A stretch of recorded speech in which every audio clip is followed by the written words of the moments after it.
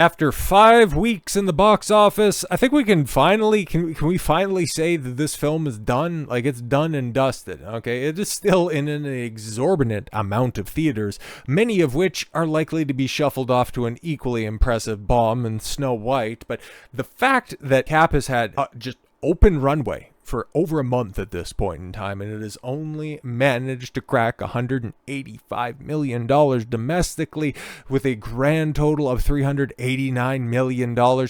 I think Disney, just sheer ego motivation, is going to keep this film in theaters long enough for it to crest $400 million, but I'll be interested to see how many theaters this thing sheds this week, and especially heading into the weekend, because bros, it has been absolutely dire just looking at these box office numbers, man, and it's unimpressive. The fact that anybody wants to tout this film's success, like, every single week has been a horrific loss. And the fact that it's only shed, 900 theaters during its run, when it has dropped, 68%, 47%, 44%, and then now another 32%, taking in 5.6, I'll just round it up for fun, $5.7 million domestically, in the 4th spot and having 3,200 theaters. It is absolutely pathetic. Okay, and trying to think if this thing's going to get to $400 million. Well, if it hangs on to all of those theaters, and looking at performance here, especially last week as a point of comparison,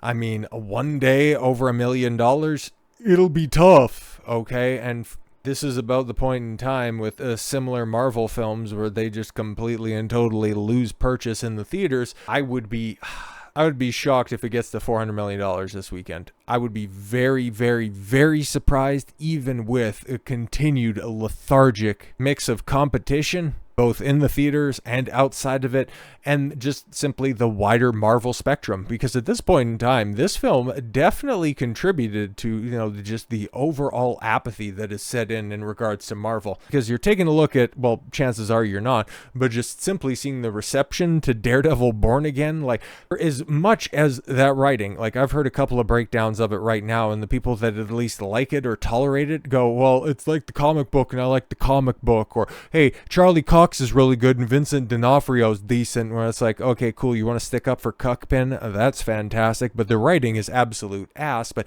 that doesn't really contribute to the people just simply giving it a chance in its first week of release and it pulling in lower numbers than Agatha All Along and The Fucking Acolyte. Like, how do you explain that? Well, by simply shitting out films like this, continuing to subject your audience to just content that has the entertainment factor of a chemotherapy session. Why would you think anybody would give you a second, third, fourth, fifth, sixth, 30th chance at this point in time?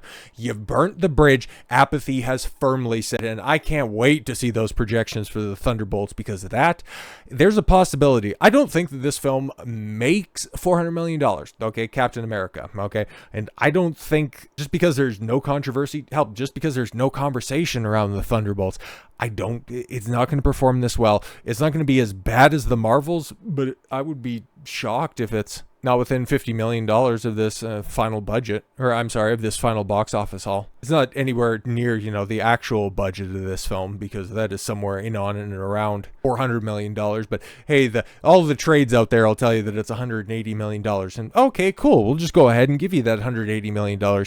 You still needed to make about $450 in order to break even on that. So, oh gosh darn, I guess you were trying to tell us that it was a big, gigantic success, that it made back its budget in its first weekend of release. But now, for it to break even or to turn a profit, it's just going to end up coming a tad bit short. Kind of like Captain Falcon's Israeli sidekick. But the spin on this one, man, like, this is still...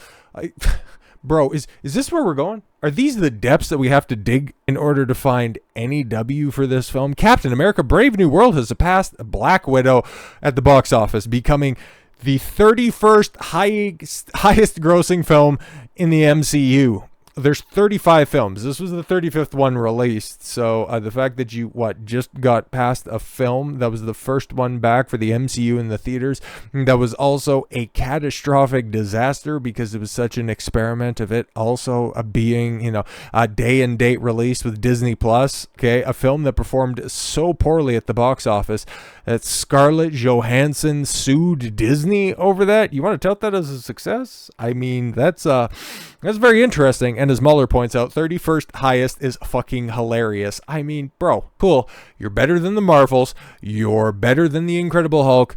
And now you're better than Black Widow. But you're still going to be worse than several other confirmed flops, like Ant-Man and the Wasp and Quantumania. That's sad, man. That's big sad. But hey, I guess, that'll also be the big hope as well. I guess now, but you perform better. You're not the worst performing Captain America film. Not adjusted for inflation. Oh, okay. But that's just sad. That is absolutely sad. So let's break down these numbers a little bit further, because at this point in time, we got to put a stake in this thing. I thought we were done last week talking about this, but the fact that they want to spin this as a success is just bro, what are you doing?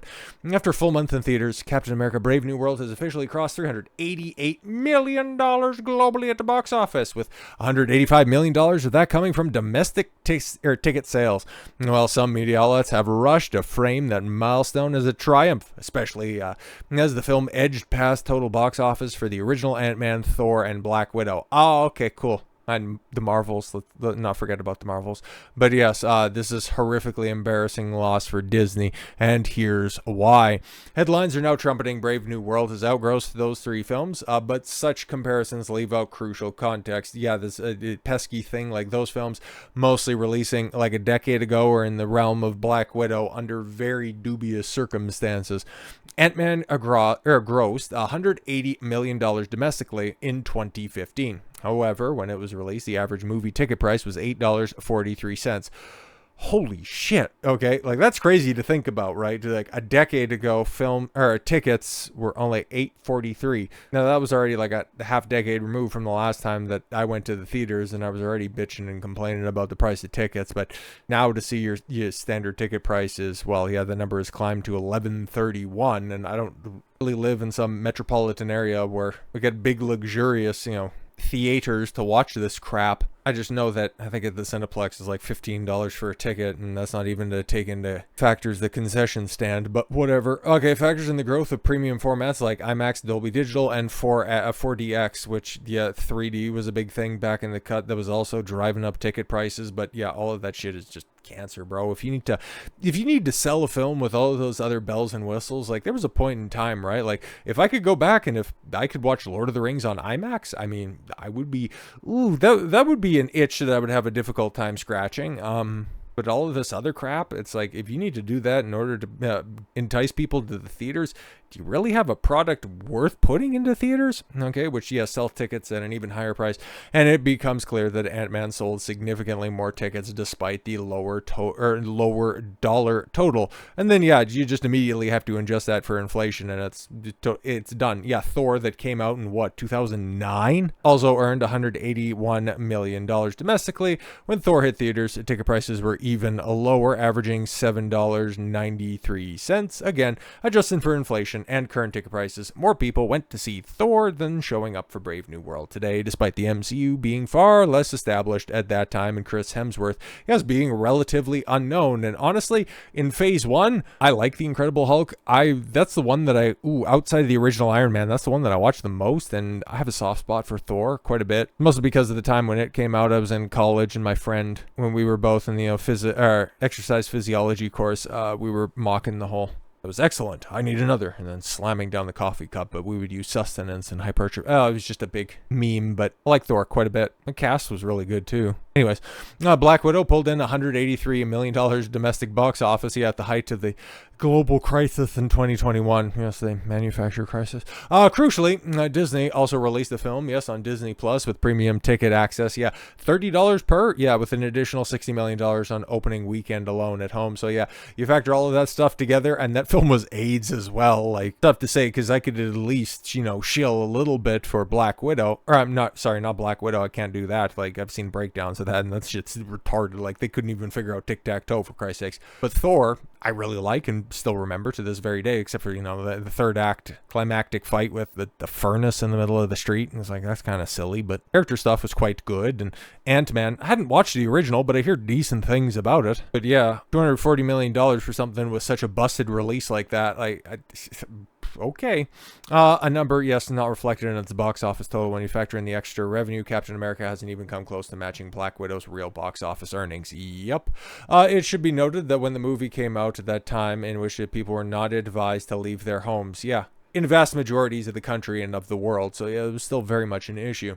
It's taken an entire month and a nearly empty competition schedule for Brave New World to crawl past films that were either over a decade old, released during far more challenging circumstances, or operating without the benefit of Marvel's modern brand recognition. Exactly. Because yeah, Thor had a relatively unknown cast, or at least its main star. Like, it also had Anthony Hopkins and Natalie Portman, but it had to introduce Loki and Thor. The original Ant-Man, it was like Paul Rudd, and it's like, it's fucking Ant-Man, for Christ's sake. Like, what the hell? Why would I go see that film? That was very much the doldrums of Phase 2. And then Black Widow, it's like, yay, a movie for a dead lady. Why should we get excited for that? But this is a Captain America movie. Okay, this is a Captain America movie. The first MCU film, the proper MCU film, over a year. And the best that you could do is kink your neck to the side with some really iffy math in order to figure out, oh, actually, guys, it was in fact a big hit.